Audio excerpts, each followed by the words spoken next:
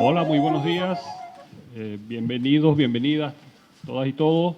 Estamos por acá desde el Centro Internacional Miranda en una jornada muy especial, en día sábado, con una videoconferencia que hemos titulado Lawfare, persecución política a través de los tribunales.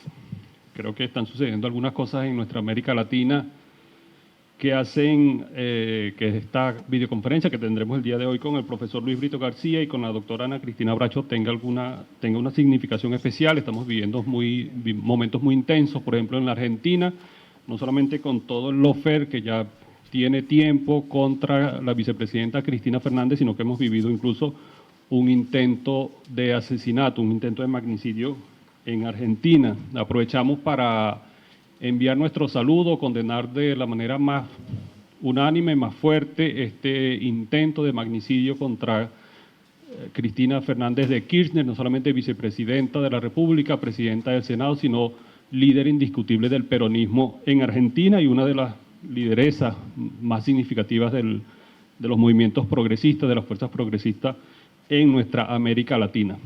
Queremos hacerle saber también, no solamente a la vicepresidenta Cristina Fernández, sino a todo el pueblo argentino, que el Centro Internacional Miranda y el pueblo de Venezuela están con el pueblo argentino en estos años que nosotros acá en Venezuela hemos estado sufriendo constantes asedios, un bloqueo atroz, uno de los bloqueos quizá más crueles que se hayan vivido en la historia de la humanidad contra un pueblo.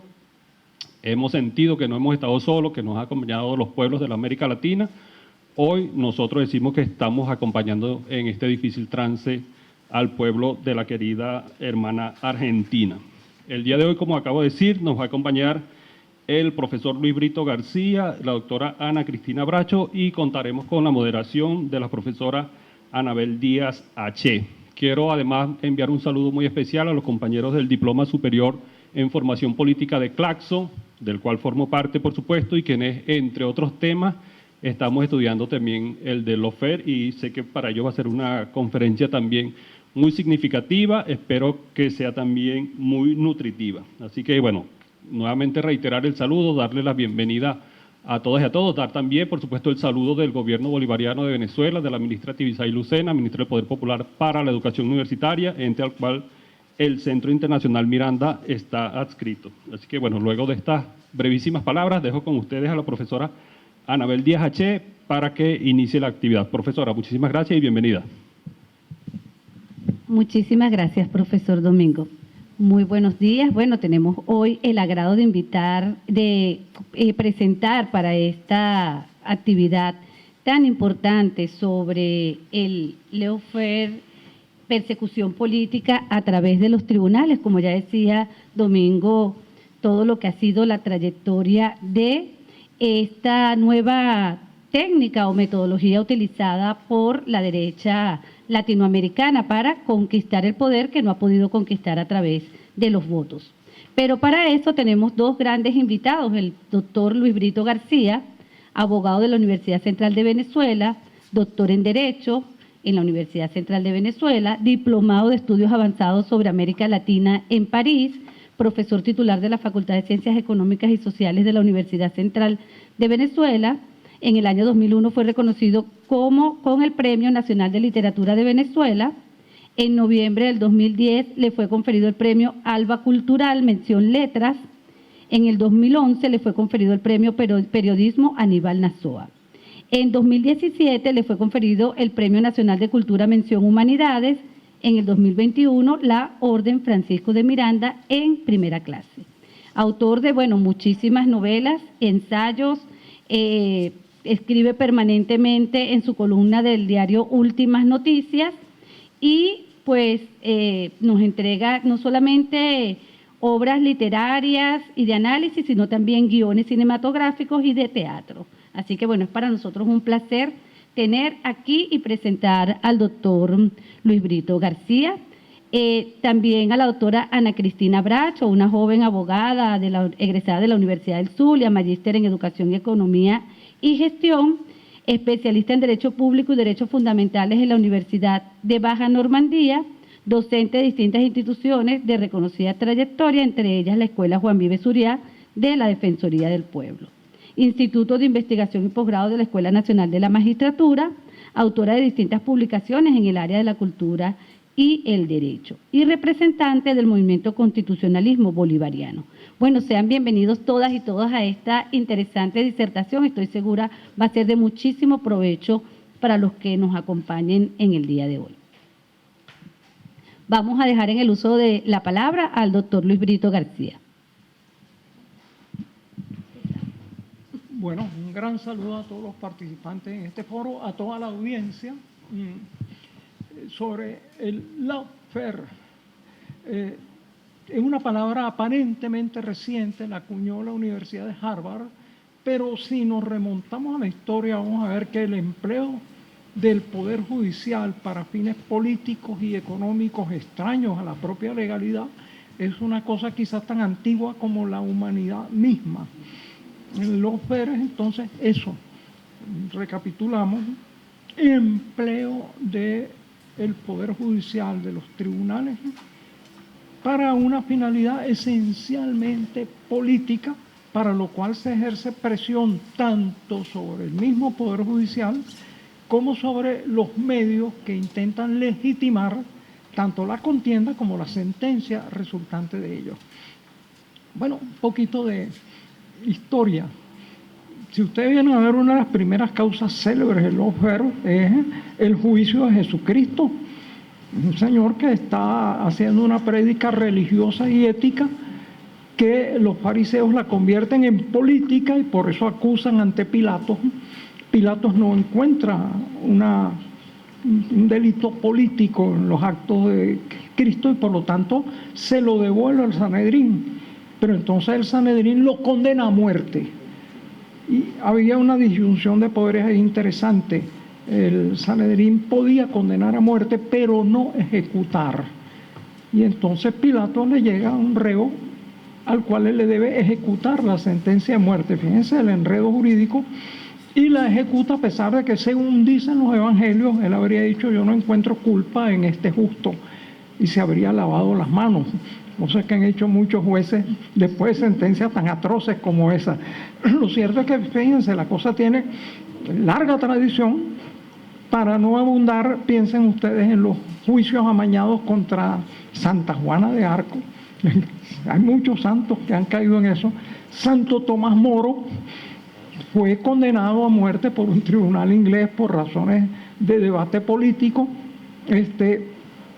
Y bueno, además de eso, el propio Martín Lutero fue llevado ante un tribunal, pero él lo salvó el hecho de que el emperador tenía una disyunción con la iglesia, eran poderes que estaban en pugna y el emperador lo protegió con un salvoconducto. Eso nos lleva a uno de los elementos fundamentales del lawfare, que es que tiene que haber un poder implícito, oculto detrás de las decisiones judiciales. Es un poder que tanto condena como absuelve y que no figura en el aparato posible del judicial, pero que es el determinante. En el lawfare casi siempre hay intereses económicos y políticos que van más allá de la propia administración de justicia. Y entonces, para saltar a la época contemporánea, porque la historia sería interminable, podemos citar una serie de antecedentes. Por ejemplo, en mi opinión, la condena de Richard Nixon, mejor dicho, el enjuiciamiento de Richard Nixon, fue un antecedente del lawfare. Es decir, Nixon teóricamente le abren un juicio porque habría intentado espiar la convención demócrata. Parece bastante ingenuo creer que vamos a pensar que se va a poner un presidente de Estados Unidos cuando el espionaje en Estados Unidos no solo es una industria gubernamental, sino un deporte nacional. Ustedes en Estados Unidos en todos lados encuentran tiendas de aparatos electrónicos disponibles para el público para espiar, así como hay revólveres y metralletas y todo lo que usted quiera comprar, aparatos de espionaje. Es decir, entonces, oye, deponer un presidente porque intentó espiar. Evidentemente, detrás de la cuestión de Nixon había una causa mayor. Nixon había concluido la guerra de Vietnam, que era el gran negocio del complejo militar e industrial. Y entonces les estropeó un negocio fabuloso. Y entonces, para mí, Nixon fue depuesto por esa razón, en realidad. Fíjese, Nixon en realidad había hecho una enorme fortuna valiéndose del poder, él venía de orígenes modestos. Han podido enjuiciarlo por cualquiera de esas cosas, simplemente ¿de dónde sacó usted este dineral? Para mí, a Nixon le dijeron, mire, usted lo tenemos en la mira para ser enjuiciado y condenado. Si usted cede, lo podemos enjuiciar por la cosa que aparentemente sea más inocente, un intento de vigilancia electrónica, pero si no le sacamos el resto del historial. Y Nixon entonces accedió a eso, renunció a la presidencia y entonces, bueno, fue exonerado por el tribunal, o mejor dicho, indultado. Pero piensen ustedes lo que es perder la presidencia de la primera potencia imperialista del mundo por los intereses políticos del complejo militar e industrial. No había dicho en vano el presidente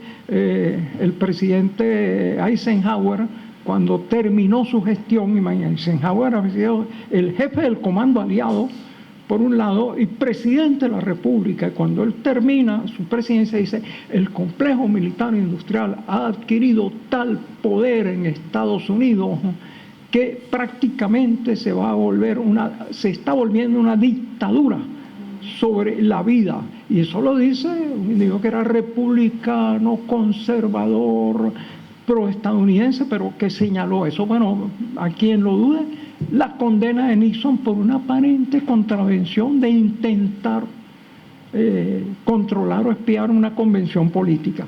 Vamos a seguir entonces con otra serie de ejemplos. Carlos Andrés Pérez, el líder en Venezuela, estadounidense, líder de la socialdemocracia venezolana, del Partido de Acción Democrática. Tiene una carrera carismática, entre comillas, llena de accidentes, tropezones, acusaciones muy posiblemente fundadas de corrupción. Y entonces,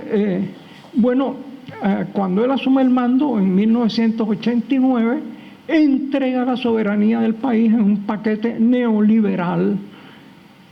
Y ese paquete, como todos los paquetes neoliberales, tienen una serie de medidas que van contra el pueblo. Alza de todos los bienes, acaparamiento, duplicación de precios de todas las cosas, y hay una sublevación popular espontánea.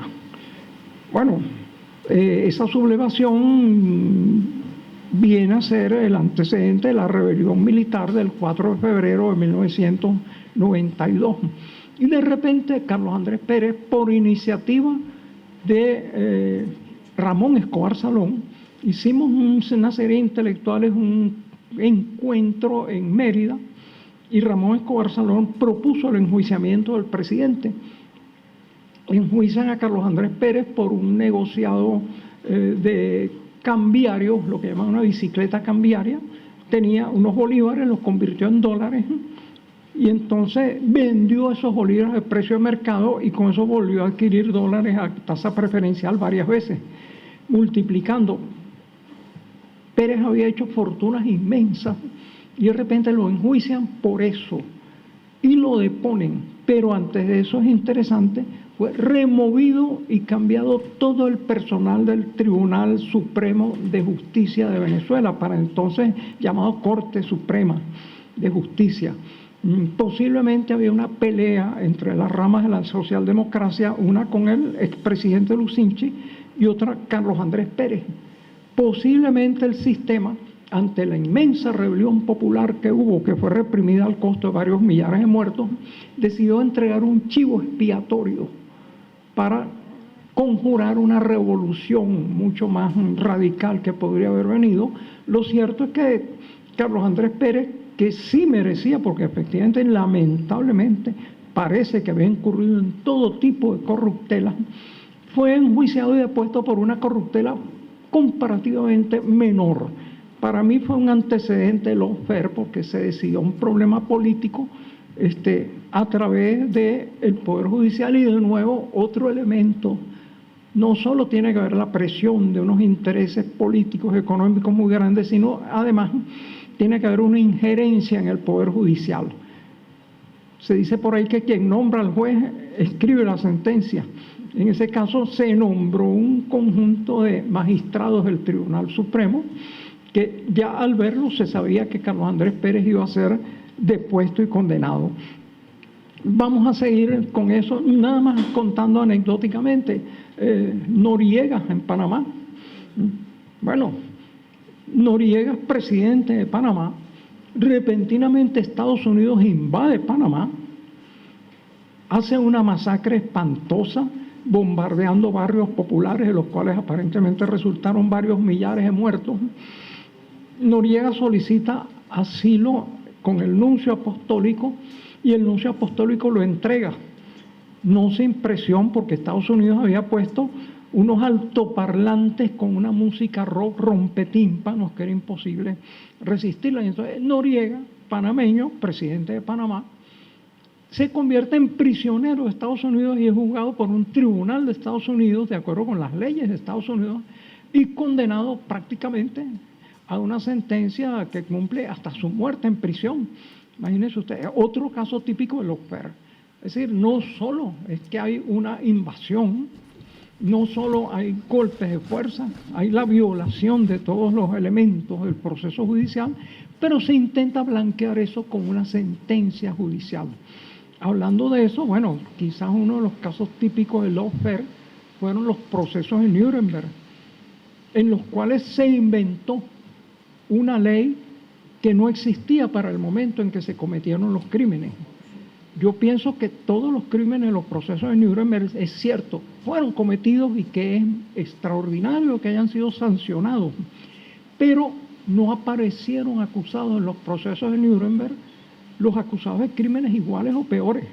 La guerra de bombardeo de poblaciones civiles que no eran objetivos militares la empezaron los aliados, aniquilando en poblaciones como Dresden, Hamburgo y otras 80.000 a 100.000 víctimas por noche con bombas incendiarias, y después lanzaron la bomba atómica sobre Japón. Robert McNamara, que para la época tenía un cargo importante, dijo: si hubiéramos perdido la guerra, hubiéramos sido enjuiciados como criminales de guerra. Ahora, como ganaron la guerra, eran héroes, los criminales eran los otros, que sí eran criminales en verdad, pero esa disparidad misma habla de que había lawfare, es decir, aparentemente una justicia, pero una justicia incompleta que es injusticia, si vamos a verlo. Y para seguir de toda esa serie de términos, bueno, piensen ustedes ya más contemporáneamente cosas como el CIADI, Centro Internacional de Arreglo de las Diferencias sobre las Inversiones. Entre las muchas campañas que yo he hecho estaba una para que nos retiráramos del CIADI, de la Corte Interamericana de los Derechos Humanos, de toda la serie de tribunales y de los tratados contra la doble tributación. ¿Por qué? Todos esos tratados, esos acuerdos, someten la soberanía de Venezuela a tribunales extranjeros. Y el primer artículo de la Constitución dice que entre los atributos de la soberanía está la inmunidad jurisdiccional, es decir, en sus asuntos de orden pública, Venezuela no puede ser sometido a tribunales extranjeros. Eso lo ratifica el artículo 151, que dice que en los contratos de interés público, aunque hubiera una cláusula en contraria, se entenderá que hay una cláusula según la cual los desacuerdos sobre esos contratos serán resueltos por tribunales venezolanos y de acuerdo con las leyes venezolanas. Consistentemente, y esto es otro elemento del lawfare, muy frecuentemente quienes dan el pie para el lawfare son autoridades que colocan a las personas y a los estados bajo la jurisdicción de tribunales extranjeros. Así perdió Venezuela, por lo menos va en vías de perder la Guayana Esequiba. Sometió eso a una corte arbitral internacional que negoció eso por intereses que no tenían nada que ver con Venezuela y nos arrebató lo que ahora es la Guayana Esequiba. Entonces, en algún momento, a veces, la responsabilidad del lawfare es quien pone la primera piedra de entregarse a tribunales, violando a tribunales extranjeros, violando los acuerdos de la soberanía. En ese sentido, el CIADI, Centro Internacional de Arreglo de Diferencias sobre las Inversiones, tenía un récord maravilloso, como de 335 juicios de las transnacionales contra los países. Únicamente había sentenciado a favor de los países en 5 casos. Nos retiramos de ella, pero quedaron como 2 decenas de casos por decidirse todavía, y se acaba de decidir uno de una empresa ConocoPhillips sumamente lesiva a los intereses de Venezuela. Ojalá nos hubiéramos retirado antes. Quien nos retiró fue el comandante Hugo Chávez Frías, por cierto. Y la Corte Interamericana de los Derechos Humanos fue otra de mis campañas, y afortunadamente nos retiramos de la OEA, por tanto de la Corte. Desde el momento en que llega al poder el bolivarianismo en Venezuela, en un solo año se cuadruplican las causas interpuestas ante la Corte Interamericana de los Derechos Humanos en contra de Venezuela. Habían pasado muchas décadas con las atrocidades mayores del mundo, ni se había planteado eso, se habían planteado muy pocos casos, y algunos, como el Caracazo, no se habían decidido. Repentinamente llega Hugo Chávez al poder, se cuadruplican los juicios ante la Corte Interamericana. Era evidentemente una situación de desigualdad, de privilegio. Nos retiramos de eso. Quedan los tratados contra la doble tributación. Siempre hay unos tratados que para mí son los tratados infames, en virtud de los cuales los capitales extranjeros no pagan impuestos en nuestro país, porque supuestamente nuestros nacionales no van a pagar impuestos en los países matrices de ellos. Eso es una sangría tributaria espantosa. Muchas veces las transnacionales lo único que les dejan a nuestros países son algunos impuestos. Si los exoneramos de ellos, quedamos en la ruina. Pero además las controversias sobre el tema deben ser resueltas por los tribunales extranjeros o por cortes internacionales. Entonces, mi otra campaña es esa, para que nos retiremos de los infames tratados contra la doble tributación, y para que se retiren todos los países del tercer mundo que son sometidos a esa sangría. Pero fíjense, es otro caso de lawfare. ¿Por qué? Los juicios sobre esos temas los deciden tribunales arbitrales, que no deciden de acuerdo a las leyes del país, sino de acuerdo a su leal saber y entender. ¿Y quién nombra a esos jueces? De nuevo, quien nombra al juez escribe la sentencia. El Banco Mundial. Imagínense ustedes, unos árbitros nombrados por el Banco Mundial, que ganan extraordinarios estipendios por eso, si van a decidir contra los intereses de las transnacionales y del Banco Mundial. Es ir a un matadero como ovejas, y la sentencia para que nuestras patrias sean sometidos a esos tribunales extranjeros las hacen nuestras autoridades, incluyendo cláusulas inconstitucionales en virtud de las cuales Venezuela, en sus asuntos de orden público interno, puede ser sometida a jurisdicciones externas. Lo mismo vale para cualquiera de nuestros países latinoamericanos. País que firma ese tipo de cláusulas está sometido a ser condenado y ejecutado por intereses extranjeros. Bueno, siguiendo adelante dentro de esta terrible historial que tenemos que poner en tiempo muy breve. Piensen ustedes el caso de Muammar Gaddafi, el país que había logrado el mayor grado de desarrollo humano dentro del África. Repentinamente se inventa que habría habido una manifestación contra Gaddafi y que él habría mandado a bombardearla. Hay que señalar, por cierto, que había equipos de Telesur allí. Yo entrevisté con ellos en un aeropuerto internacional cuando regresé. Ninguno dice eso fue mentira, eso no ocurrió nunca, por un lado. Por otro lado, la vigilancia satelital ni de Estados Unidos ni de Rusia pudo verificar eso, dijeron que eso era falso. Y en virtud de eso, la Corte Penal Internacional, de esa falsedad, en pocas horas emitió un auto de detención contra Muammar Gaddafi, en virtud del cual las fuerzas aéreas de Francia, de Italia y otros países de la OTAN comenzaron una operación de exclusión aérea y de bombardeo. Hubo 20.000 misiones de bombardeo contra Libia. El que era el país de mayor desarrollo humano del África fue convertido en un caos que hoy, más de una década después, todavía no se estabiliza. Masacres, devastación, robo de los recursos naturales, robo de 250.000 millones de dólares en reservas internacionales por una sentencia de la Corte Penal Internacional. Lección: los que se sometan a esa jurisdicción, prepárense a una sentencia parecida. Y siguiendo adelante, bueno, ya para nuestros ámbitos, el caso de Fernando Lugo en Paraguay, es decir, presidente legítimo, ocurre una manifestación en un sitio, hay una represión y él es juzgado sin derecho a defensa y en pocas horas depuesto a la presidencia de la República, una persona que había sido elegida con el voto mayoritario, lawfare interno de los sectores conservadores. Imagínense, siguiendo dentro de eso, bueno, hacemos una alusión muy rápida al caso de Assange. Assange es un australiano, no es estadounidense, no está sometido a las leyes estadounidenses. Incluso él lo que hizo fue meramente divulgar un contenido que ya había sido divulgado por otra persona y sin embargo allí está sometido a un tribunal inglés, siendo que él no está sometido a las leyes inglesas, para ser reportado a Estados Unidos, país del cual él no es ciudadano ni súbdito, y ser castigado de acuerdo a las leyes estadounidenses. Es un típico caso de lawfare. Pero para venir a nosotros, piensen ustedes el acoso judicial contra Correa. En cuanto Correa termina, no solo Correa sufre un golpe de Estado en el cual es herido físicamente, en cuanto termina hay una serie de causas judiciales inventadas contra él, lo que los juristas llamamos demandas temerarias, demandas con pocas posibilidades de éxito, pero que se interponen para molestar y causar problemas.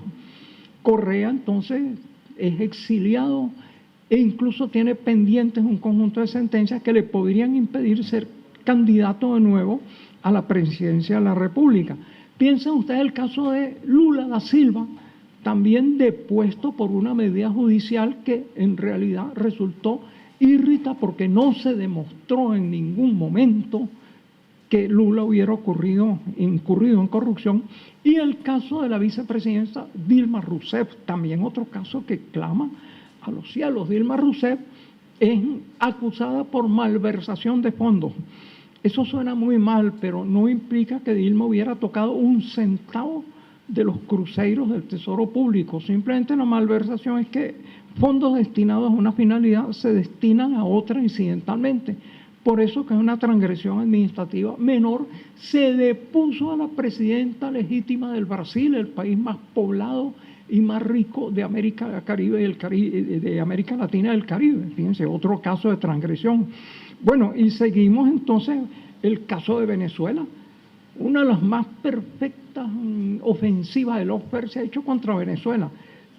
Se ha incluso nombrado o inventado titulares ilegítimos de los bienes de Venezuela en el exterior.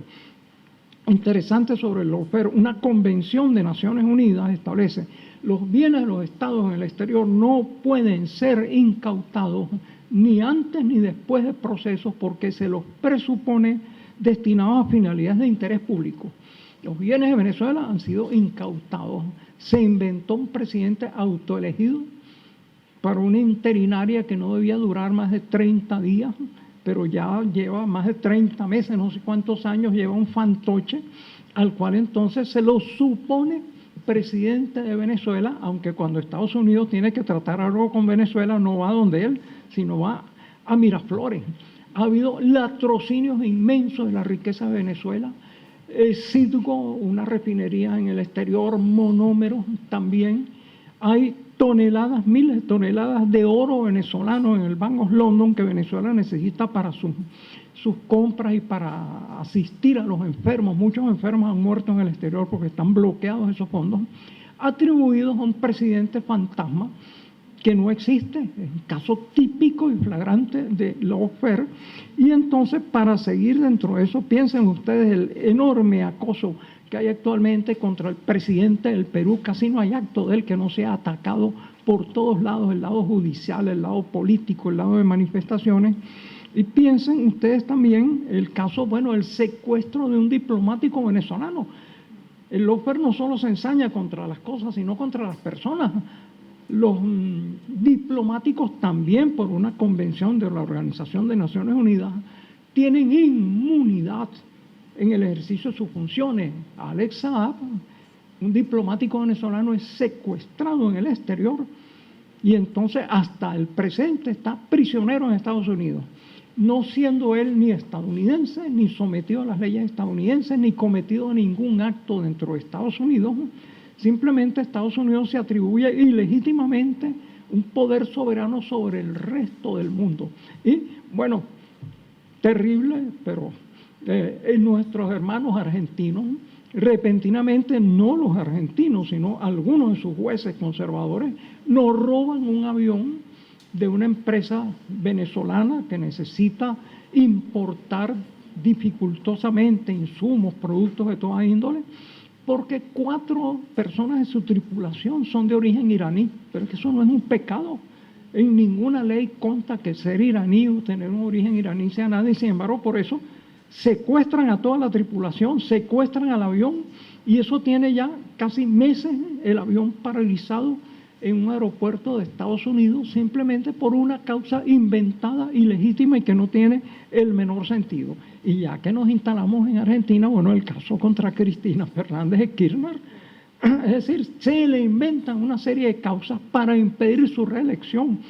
Y como hay la duda de que la sentencia sea suficiente, pues en un acoso que hay a su mansión, llega un individuo y le dispara varias veces, pero la pistola se le encasquilla, porque hasta en eso son mediocres y no se puede cumplir el magnicidio, pero allí está ante cantidades de cámaras el intento de asesinato, ya no solo judicial, sino el intento físico. Entonces, bueno, ¿qué podemos decir sobre toda esta serie de cosas? Piensen ustedes que actualmente hay incluso una causa de lawfare contra el presidente Trump. Se lo acusa de que se llevó unos documentos secretos de la Casa Blanca a su mansión en un sitio que se llama Mar-a-Lago. El propio aparato de investigación de la CIA, hasta un personaje nombrado por el propio Trump, le han incautado esos documentos y lo van a enjuiciar. Eso es un prurito por el problema de la confidencialidad o no de los documentos. Trump es un patriotero, un chauvinista. ¿Quién va a pensar que usa unos documentos en contra de Estados Unidos? Él simplemente no se quiere que sea candidato a la presidencia, a la próxima presidencia de Estados Unidos. Entonces, bueno, de ustedes ven de esta extensa argumentación, que pudiera ser mucho más larga, pero respetamos el tiempo que se nos ha dado, esos principios. El lawfare es el empleo ilegítimo del Poder Judicial por presiones e intereses políticos y económicos, con la finalidad de lograr una determinada sentencia y de legitimar a través de un aparato mediático esa sentencia. Y entonces los remedios contra el lawfare fundamentalmente son prédica continua. No entreguemos nuestros países a la jurisdicción de tribunales extranjeros, porque, vuelvo, quien nombra el juez escribe la sentencia. Cada vez que entregamos nuestros intereses legítimos, internos, soberanos a un tribunal extranjero, podemos contar con que esa sentencia va a ser escrita por los intereses extranjeros. Y esto se refiere a toda una cantidad de tratados internacionales, a tratados de comercio, al CIADI, e incluso hay leyes aprobadas recientemente que reinciden en Venezuela en la peligrosísima costumbre de someter nuestras cuestiones de interés interno, tales como las inversiones, a tribunales o jueces extranjeros. Es decir, como decía Bolívar, un pueblo ignorante es instrumento ciego de su propia destrucción. Yo no sé si esos políticos que asienten a ese tipo de documentos son ignorantes o no. son ciegos o no, pero lo cierto es que hacen a nuestros países las víctimas ciegas e indefensas del lawfare o de la guerra jurídica, y que debemos defendernos contra ella previniendo la entrega de la soberanía, impidiendo que nuestra soberanía sea entregada y que nosotros mismos nos pongamos a disposición de cortes, jueces, árbitros extranjeros que casi irremisiblemente van a decidir en contra nuestra. Bueno, muchísimas gracias por su atención. Muchísimas gracias al profesor Luis Brito García. Como todos escuchamos, pues nos hablaba del lawfare como un empleo ilegítimo del Poder Judicial que se legitima a través de un aparato mediático con un interés político. En el caso más reciente de la vicepresidenta argentina, Cristina Fernández, vemos como un linchamiento mediático, un acoso judicial y ahora un intento de asesinato físico, pues de hacerle daño físicamente, de desaparecerla físicamente de la escena política. Vamos entonces ahora con la compañera, la disertación de la compañera Ana Cristina Bracho. Ana Cristina, ¿estás ahí? Muy bien. Bueno, como ya escuchamos, Ana Cristina es abogada, egresada de la Universidad del Zulia y magíster en Derecho, Economía y Gestión y especialista en Derecho Público y Derechos Fundamentales. Bienvenida, Ana Cristina. Bueno, como siempre, el mismo cariño y te escuchamos. Gracias, Anabel. Gracias de nuevo por la invitación al Centro Internacional Miranda, a Domingo Medina, su presidente, amigo, y también al profe Luis Brito, que nos hace ese planteamiento tan amplio de la historia de un concepto. Porque realmente cuando vamos a hablar del lawfare, entramos en ese capítulo en el cual se dice que es una novedad, pero siempre nos queda la duda de qué tan nuevo es. Lo que es nuevo es decirle así a una práctica que vamos a ver ha ocupado el interés de los últimos años en América Latina. Ha ocupado el interés por alguna idea, y es que fundamentalmente las prácticas del lawfare no son prácticas jurídicas, son prácticas mediáticas. De hecho, Silvana Romano opina que estos se generan una vez que fracasó el golpe del 2002 en Venezuela, donde se intentó a través de los medios dar el golpe de Estado. Como los medios solos no tienen la fuerza suficiente a la hora de la concreción del golpe, se buscó una herramienta que fue realmente este brazo judicial que ahora vamos a ver dentro del esquema del lawfare. Entonces, ya como veíamos, estamos hablando de persecución, estamos hablando de obstrucción de proyectos nacionales y sobre todo de la permanencia o la llegada al poder de líderes populares. Esto se hace con unas matrices que van a decir que realmente son actos en contra del narcotráfico, en contra del terrorismo o de la corrupción. Nosotros no podemos entender cómo ocurre esto si no nos damos cuenta de la utilización de los medios y de estas retóricas. Y la vamos a ver, por ejemplo, en el caso que ya mencionaba el profe, tanto de la persecución contra la vicepresidenta argentina como el caso del avión venezolano, siempre empiezan a querer justificar supuestamente en una guerra preventiva contra el narcotráfico o el terrorismo. Entonces, vamos a ver de qué estamos hablando. Es importante tener en cuenta que el tema del lawfare, como veíamos, es un anglicismo. En principio significa utilizar lo jurídico para fines políticos o militares. Gramaticalmente estamos hablando de guerra jurídica, no debiendo pensar en todo el escenario de las relaciones entre la guerra y el derecho, ni siquiera la totalidad de los juicios abusivos, sino unos que tienen algunas características: el uso de los medios, el abuso de la prisión preventiva, estar injustificados o insuficientemente sustentados y tener la búsqueda de una anulación política o de una guerra, porque estamos en el contexto en el cual muchas normas han cambiado. Hace unos 50 años era muy fácil ir a un golpe de Estado militar en América Latina. Ahora tenemos un contexto jurídico internacional que rechaza estas prácticas y tenemos más bien una serie de normas que buscan, en principio, favorecer la primacía de los derechos humanos, el diálogo entre los jueces, que es un elemento a tomar en cuenta. Al lado de la diplomacia de los pueblos, de la diplomacia tradicional, se ha venido haciendo toda una plataforma de diplomacia judicial de buenas prácticas, normalmente ancladas en instituciones como la OEA, como centros que ya mencionaba el profe Brito, para qué se usan, quién los gobierna, quién los financia. Entonces ellos han ido desplazando el punto de su acción de la entrada soberana de causas al espectro internacional a la penetración de los sistemas nacionales. ¿Cómo los penetran? Con el diálogo de jueces, con las buenas prácticas judiciales dichas por ellos y también por el principio de la complementariedad. El principio de la complementariedad busca desplazar nuestro control constitucional diciendo que los tratados vienen por encima de las constituciones, que son supraconstitucionales.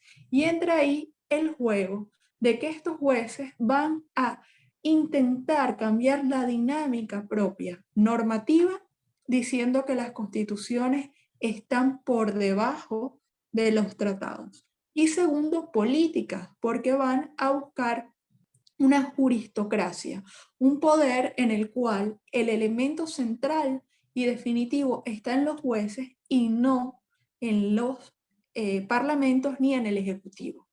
En la estructura del Estado ya estamos hablando de un retroceso a formas aristocráticas del poder, porque no cualquiera es un juez, porque normalmente los jueces son funcionarios de carrera distintos al pueblo, que se crean para estar aislados de sus procesos políticos y adicionalmente son además personajes que no son electos popularmente. Solamente vemos cambios en esta manera de ser los jueces en la Constitución boliviana. Entonces estos superfuncionarios que son muy conectados con la prensa, que tienen muchas influencias internacionales, son los que van a incidir incluso en detrimento del voto popular. Esto lo veíamos claro en el proceso brasileño y lo vemos claro, por ejemplo, en la situación de Argentina, en dos sentidos. Por ejemplo, en el tema del avión venezolano, vemos un poder ejecutivo que dice que eso es responsabilidad de los tribunales y no puede incidir. Por eso es que Atilio Borón nos dice que Argentina tiene un ejecutivo democráticamente electo, pero sufre una dictadura judicial de derecha que además está alimentada por la incidencia de la selección de jueces del gobierno que salió. Y ahí también lo vemos, por ejemplo, en lo que está pasando en Estados Unidos, donde Donald Trump tiene por primera vez un número récord de magistrados a la Corte Suprema que fueron electos en su mandato. Por eso vemos, por ejemplo, cómo a pesar de lo que digan los movimientos sociales, los movimientos de las libertades civiles en Estados Unidos, está avanzando judicialmente un retroceso en derechos de la mujer, en libertades civiles, en igualdad por la vía de los tribunales, que tienen ahora más incidencia de la que tenían. Entonces, supuestamente, uno de los elementos que vamos a ver es que en principio estos no son golpes de Estado, sino que son actuaciones de cumplimiento de derecho, de lucha contra el terrorismo, contra el narcotráfico y de buenas prácticas en las que no entra la incidencia extranjera de manera tan directa o tan visible. Entonces lo que se busca es que se hagan actos que se vean lo más jurídicos posible, los más limpios, y así será más fácil hacer la guerra o promover un cambio de régimen. Ahora, este término, según Romano, describe un método de guerra no convencional en el que la ley, en vez de ser un elemento para el bien común, es un medio para obtener un objetivo militar. Y es en ese sentido que es utilizado en libros militares como un mecanismo o una estrategia militar. El concepto desde el 2001 se amplía ¿Por qué? Porque se vuelve a hacer o se convierte en un mecanismo más económico de hacer la guerra. Y esto lo vamos a precisar en unos minutos, porque, por ejemplo, los mecanismos de las sanciones impuestas sobre Rusia o impuestas sobre Venezuela destruyen infraestructura, limitan el acceso al comercio, limitan el acceso a los alimentos y restringen la libertad. Es decir, lo que normalmente exige o se logra a través de la guerra, simplemente que no cuesta dinero a quien no lo hace. No pone en juego la vida de los soldados estadounidenses o europeos, y tomemos en cuenta, por ejemplo, el costo político que ya tenía la guerra de Irak y de Afganistán en la sociedad civil estadounidense. Entonces, si bien nos parece un término que solamente importa a los abogados, es un término que estudian los militares. Es un término que va a tener varias dimensiones. La técnica de la utilización de los aparatos judiciales de la región bajo la bandera anticorrupción, y al mismo tiempo la promoción que se ve sobre todo desde el año 2015 de la utilización de la coerción, no acción militar directa, sobre los países. Para Atilio Borón, este entrenamiento de los jueces, decía Atilio Borón esto en 2018, es el equivalente actual de la Escuela de las Américas, porque ahora no son los militares los que tienen la misma doctrina, son los jueces. Y aquí nosotros tenemos que ver que tenemos jueces que están adoctrinados para que hagan iniciativas destituyentes y al mismo tiempo tienen muchas relaciones con la prensa y normalmente son sujetos que van a ser objeto de premios internacionales de derechos humanos de gran reconocimiento. Entonces, esto es lo que veíamos como un avance de la guerra mediática, del golpe mediático en 2002 en Venezuela, y también del golpe parlamentario que requiere más sujetos. En el presente, estas guerras solamente requieren estos jueces, su trabajo en conjunto con los medios, y tenemos que darnos cuenta también quiénes son los intereses políticos o geopolíticos que van a haber para utilizar una estructura de lawfare, porque normalmente el lawfare se hace para sacar del juego a quienes intentan con sus proyectos políticos detener el modelo neoliberal o el esquema del mundo unipolar. ¿Cuáles fueron esos juicios que empezaron a generar las alertas de esto? Ya nos los decía el profe. Teníamos las operaciones del Lava Jato en Brasil, que nunca se probaron, que tenían, por ejemplo, cosas ridículas como el famoso interrogatorio a Lula, donde queda claro que él no tenía bienes devenidos de allí, pero ya había sido objeto de un juicio mediático. E incluso vemos cómo los jueces eran tan fuertes que, estando de vacaciones, no teniendo competencia, obligaban a retrotraer a fases precluidas el juicio. Lo mismo lo vemos, por ejemplo, en un caso que se nos olvida mucho en Venezuela, que es gravísimo, que es el caso de Jorge Glass en el Ecuador.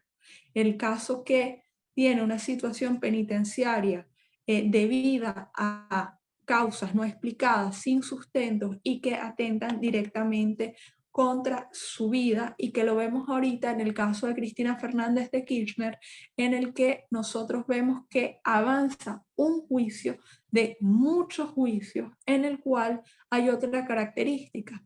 Las tramas, para ser posibles, deberían tener más sujetos de los que tenían, pero visan solamente sujetos que tienen aprobación popular. Y eso también es muy importante para entender por qué se entiende que son mecanismos para obstruir los procesos populares.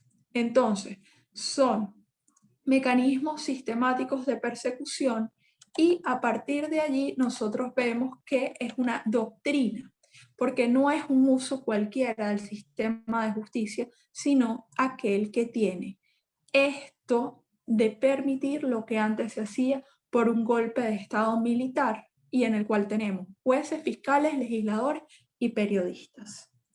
Así tenemos ventajas, ¿no?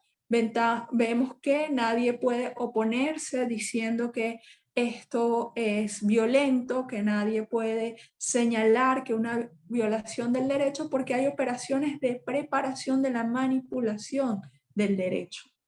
Esto lo recordaremos en Venezuela, por ejemplo, cuando se hizo la autoproclamación de Guaidó, que se repetía una y otra vez que había una falta absoluta del presidente Maduro, que en efecto estaba sentado en Miraflores, pero se decía una y otra vez. Entonces, ese es el esquema. Sin embargo, yo soy de la idea de que nosotros desde Venezuela tenemos que ampliar que no solamente es el juego judicial. El juego judicial sí se ha hecho y en el caso nuestro tenemos que ver que esto es lo que justifica que se haya hecho un paratribunal. Recordemos que la jugada del cambio de régimen en Venezuela, al no contar con el Tribunal Supremo de Justicia, al contar Venezuela una fórmula de gobierno judicial que no les permitió penetrar, lleva a la creación de un tribunal falsamente constituido que sirve para intentar el juicio contra el presidente, que sirve para darle validez o presunta validez a las actuaciones del falso ejecutivo. Y cuando nos centramos en la idea de que esto permite lo que antes se permitía con la fuerza militar, nos vamos a dar cuenta que nosotros tenemos que incluir aquí lo que son llamadas las jugadas de falso derecho. Es decir, la simulación de que un acto forma parte del ordenamiento jurídico para obtener un bien de Venezuela. Jugadas de falso derecho graves contra Venezuela. El juicio de Cristalex contra Citgo y el proceso de la toma de Citgo con la actuación irresponsable de la falsa Procuraduría General de la República representada por los abogados de Cristalex. Otro caso en el que nosotros vamos a ver este tipo de práctica es precisamente el caso del oro de Inglaterra.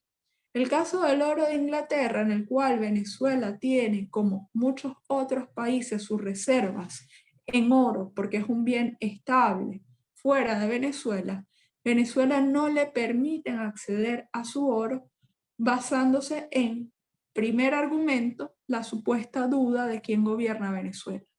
Y es ahí donde nosotros vemos que algunas operaciones nosotros las veíamos como políticamente nulas, como la falsa presidencia de Guaidó, pero económicamente han tenido sus razones. Y sus razones han estado en el proceso de pillaje contra Venezuela. Precisamente estos falsos abogados en el juicio de Cristalex, esta duda que hoy el Banco de Inglaterra dice que además está sobre la fiabilidad del Tribunal Supremo de Inglaterra, del Tribunal Supremo venezolano. Ellos dicen que los jueces no son fiables, no existe certeza en el Tribunal Supremo de Justicia y lo desconocen. Ahora veamos este tipo de jugadas, ¿no? Vemos las jugadas de toma del poder, vemos las jugadas de toma de los activos, pero también tenemos que observar que en los últimos años el carácter jurídico de las guerras cada vez crece. Y es allí donde nosotros debemos detenernos a mirar las medidas coercitivas unilaterales como parte de esta guerra. Las medidas coercitivas unilaterales son vías no permitidas en el derecho internacional, porque contrarían los principios básicos de la Carta de Naciones Unidas, que son la igualdad jurídica de los estados y además el hecho de, como ya lo decía el profe Brito, la imposibilidad de incautar el patrimonio soberano, el derecho de la libertad de comercio y de administración y de presupuesto de cada país, y además hace una vía anómala para corregir un país y limitarle la esfera de sus actuaciones. Una vez una española me decía, pero eso es como que trataran a Venezuela como un inhabilitado o un menor de edad. Y esa imagen me parece muy importante y muy fuerte. Es como si fuese un menor de edad y no un Estado soberano que puede comprar, vender, hacer en función del derecho internacional. Veamos sobre eso que según datos al día de hoy, Venezuela tiene sobre 2 leyes norteamericanas dictadas por el Congreso de Estados Unidos sin competencia, porque no tiene competencia sobre un tercer estado, 2 leyes y más de 500 medidas coercitivas unilaterales. Esto nos va a generar que nosotros tenemos un 93% de los sancionados son funcionarios públicos. Esto limita, por ejemplo, la capacidad del Estado de enviar a sus máximos representantes a discutir el problema del oro. El único país que tiene jueces sancionados es Venezuela. Y esto es muy importante cuando recordamos entonces que las guerras jurídicas se hacen a través de los jueces disciplinados como una escuela de las Américas. Nosotros tenemos esa cantidad de personas sancionadas, nosotros tenemos que el máximo de nuestras sanciones se dictaron a partir del 17, con un punto muy álgido en el 19, que generan la caída del ingreso petrolero a 0, que fue lo que informaba el presidente de la República, y los sectores principalmente sancionados en Venezuela son el sector petrolero, las acciones de gobierno, la salud, la alimentación y el transporte. Esto es importante porque es unánime en materia de las diferentes instancias de Naciones Unidas que son ilegítimas las acciones que no son dictadas por el único ente que puede sancionar, que es el Consejo de Seguridad, que además lo hace tras la evaluación de los posibles impactos. Estas medidas han sido dictadas sin cuantificar el número de los impactos, sin hacer un juicio a las presuntas personas naturales señaladas y con efectos generales, que es lo que veíamos también en este caso del avión venezolano que no estaba sancionado, con una tripulación que no estaba sancionada, que se detiene a echar una gasolina que no le venden, y a partir de allí lo que se busca es la limitación de la posibilidad de Venezuela de hacer uso de la aviación civil. Y la aviación civil es una actuación específicamente protegida, entre otras, por la Corte Internacional de Justicia, que reconoce que es una acción necesaria para la garantía de los derechos humanos. Si vemos el panorama mundial, el panorama está asignado por la situación en Ucrania y los actos de provocación a China. Y estos han venido acompañados por un momento de frenesí sancionatorio por parte de los Estados Unidos.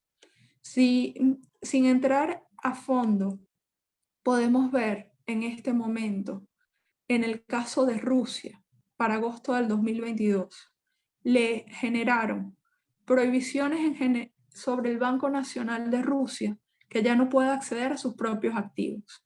Creo que nos suena, ¿no? Limitaron el acceso a efectivo por parte del gobierno ruso. Le prohibieron a los bancos rusos entrar al sistema SWIFT. Cerraron las puertas de Europa a cualquier mercadería rusa. Le prohibieron el uso de las carreteras europeas a Rusia para abastecerse.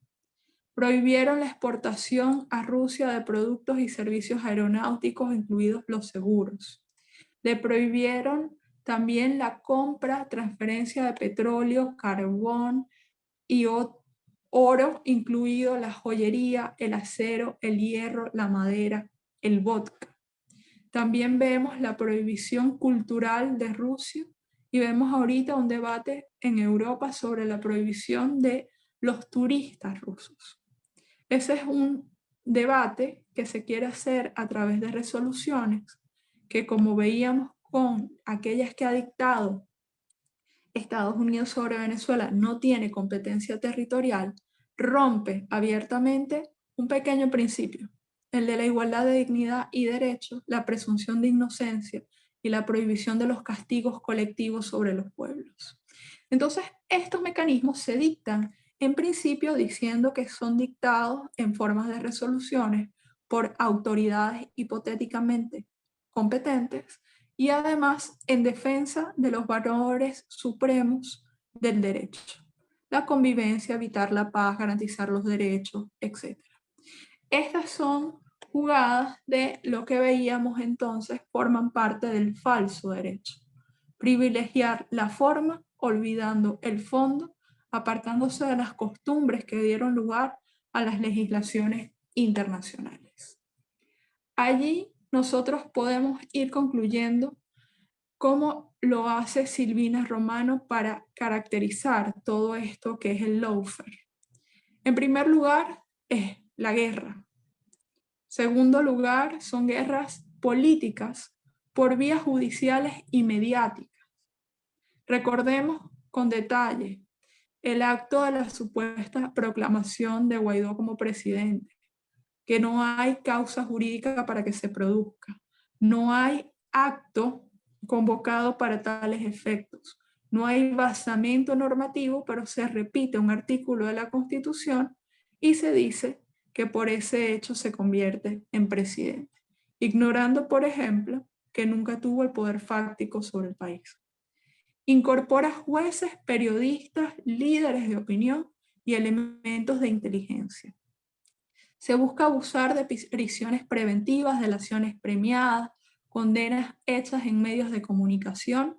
Aquí yo quiero llamar la atención, por ejemplo, sobre el caso de los 19 tripulantes del avión venezolano que están detenidos e incluso los tribunales dicen que no tienen causa, que está por determinar, pero hay un entramado mediático que los señala como autores o responsables incluso de actos de terrorismo, incluso algunas matrices totalmente locas como que lo señalan con el homicidio del fiscal paraguayo en Colombia. Entonces ahí vemos cómo judicialmente no hay nada, pero mediáticamente se dice que lo hay. Se sostiene con ideas abstractas. Hay una idea abstracta por la libertad, contra la corrupción, por la justicia, no hay nada concreto. Y se busca fundamentalmente no solamente desplazar una fuerza política contrahegemónica, sino fundamentalmente desmoralizar a los movimientos sociales y a los movimientos de cambio en el continente. Es decir, es como una jugada que dice, tuvieron la oportunidad de gobernar, pero fueron unos corruptos, es mejor que nosotros regresemos a poner orden en la casa.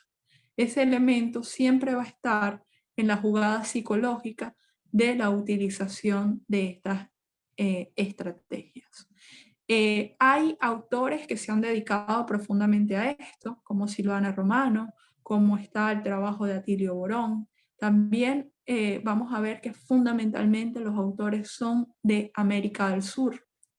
Y tenemos esos elementos, por ejemplo, quienes analizaban ya ayer que el intento de magnicidio de Cristina Fernández se da porque el juego de la guerra vía tribunales no logra avanzar, y el otro es cómo esto es una evolución de esa idea que hubo aquí en el 2002, de que con los medios bastaba para hacer el golpe de Estado. Creo que vamos a seguir viendo estas prácticas mucho tiempo y forma parte de lo que tenemos que ir leyendo en el caso de lo que se está haciendo contra Venezuela, que además se quiere pintar de guerra justa o necesaria. Gracias. Bueno, muchísimas gracias a Ana Cristina, siempre tan brillante con su exposición sobre lo no tan nuevo del lawfare y sobre lo nuevo del lawfare. El profesor Luis Brito García, la compañera Ana Cristina, experiencia y juventud, como decía, al servicio del país, al servicio del conocimiento, un foro que no tiene desperdicio, que debo felicitar al Centro Internacional Miranda por su organización. El libertador Simón Bolívar nos decía, la justicia es la reina de todas las virtudes republicanas y con ella se sostiene la igualdad y la libertad. Evidentemente estamos perdiendo la justicia en Latinoamérica con este nuevo mecanismo de la guerra no convencional y estamos corriendo el riesgo de perder la libertad y la democracia misma, pues. Tenemos algunas preguntas. La primera tiene que ver por qué Naciones Unidas tarda tanto en tomar acciones contra las medidas coercitivas unilaterales, me imagino, ¿no? O sobre todo esto que ha venido sucediendo, la sociedad civil venezolana puede intentar una demanda internacional contra Estados Unidos, Francia y otros de los países que, yo diría Inglaterra, ¿no? Bueno, el Reino Unido, que ha estado afectando nuestros intereses. ¿Cómo es que el falso derecho puede más que el derecho legítimo? Bueno, estas son algunas de las preguntas que por el foro chat de la videoconferencia nos están haciendo nuestros participantes. Vamos a dejar en el uso de la palabra al profesor Luis Brito para que responda algunas de ellas. Bueno, allí de nuevo entramos al problema ya planteado de la injerencia de los poderes políticos y económicos en lo que son aparentemente estructuras jurídicas. ¿Por qué Naciones Unidas toma medidas en algunos casos, en otros no? ¿Por qué la Corte Penal Internacional en pocas horas dicta una sentencia contra Gaddafi que destruye, no solo permite el asesinato del propio mandatario, la destrucción de su país que todavía no se recupera? Todavía Libia está en guerra civil después de ese asesinato jurídico que cometieron.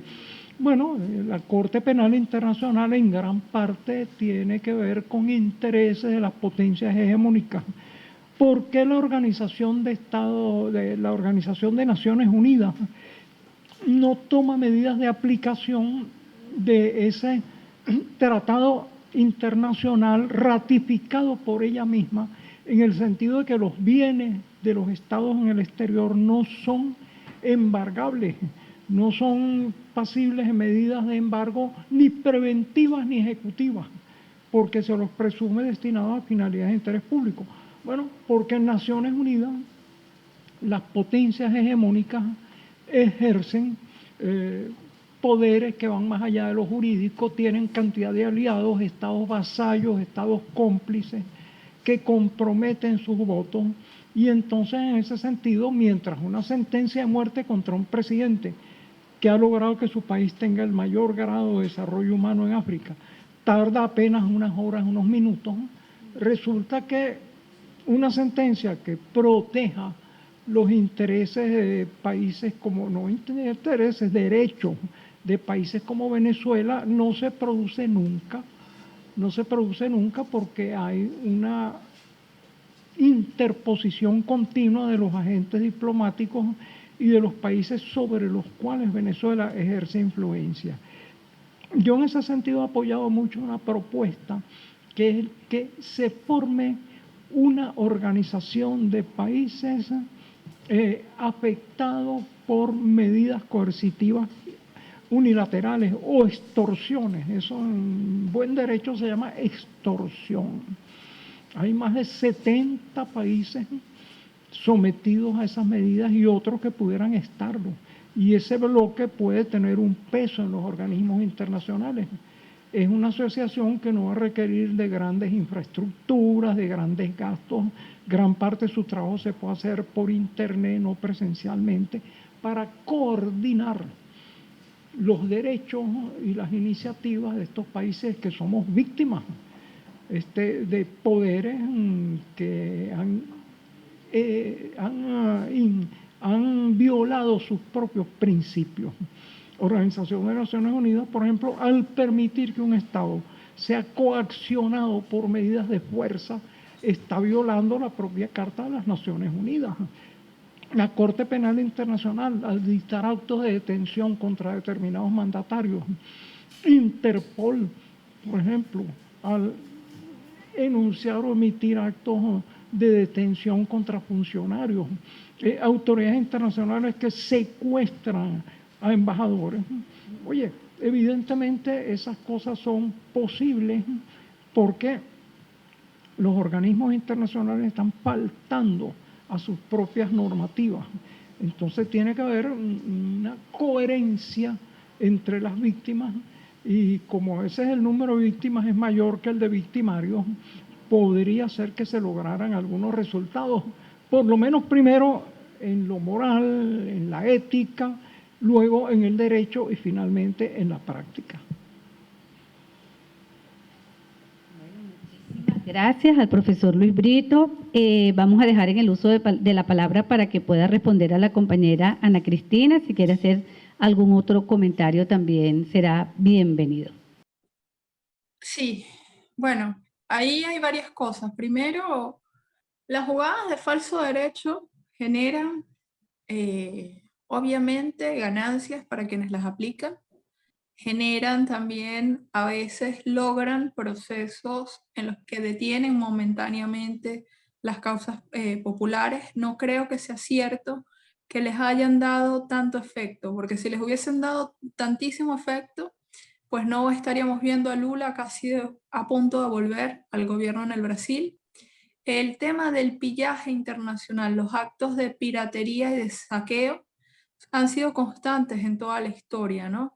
Nosotros generamos un proceso en el que quisimos abrirnos a un mundo multipolar, a un mundo en el que vendíamos más productos a más personas, y ese proceso es torpedeado por quienes siempre nos han torpedeado nuestra capacidad de desarrollo. A mí me impresionaba mucho, por ejemplo, Briceño Iragorri, que decía que lo que nos habían dado los estadounidenses era el derecho de hacer endosos a los cheques, que siempre eran para pagarles a ellos, ¿no? Entonces ellos están ejecutando su política tradicional sobre nuestros países. Y sobre el caso de Naciones Unidas ha reaccionado a las medidas coercitivas como ha reaccionado siempre. Es decir, hay jornadas, hay declaraciones, hay observaciones, hay discusiones de la Asamblea General de la ONU, pero recordemos que Naciones Unidas y sus organismos son el esquema en el que el mundo se organizó después de la Segunda Guerra para que ganaran los aliados eternamente. Entonces yo ahí estoy de acuerdo con el profe Brito García de que realmente solamente veremos otros escenarios cuando los países, que diría Galeano, expertos en perder, logren organizarse para cambiar las dinámicas mundiales. Y realmente estamos en un esquema de caos que nos permitirá renacer, ¿no? Porque estamos viendo también muestras de un imperio decadente, por ejemplo, con la locura que veíamos del viaje de Pelosi a Hong Kong, ¿no? Entonces, ¿qué hay que hacer con ese mundo? Pues hacerlo. Y Naciones Unidas seguirá haciendo declaraciones de rechazo, como tiene ya muchísimos años haciéndolo sobre Cuba, pero no haciendo ninguna acción concreta, como tampoco la hace sobre Palestina ni ninguna de las causas del mundo. Entonces creo, además de eso, que nosotros tenemos un gran desafío y es cómo hacer que los procesos latinoamericanos logren darse una justicia de acuerdo a sus principios y no se vean penetrados por estas operaciones. Muchísimas gracias, Ana Cristina. No sé si hay alguna otra participación. ¿No? Entonces, bueno, vamos a dar por concluido este foro sobre el lawfare y la persecución jurídica o la persecución judicial.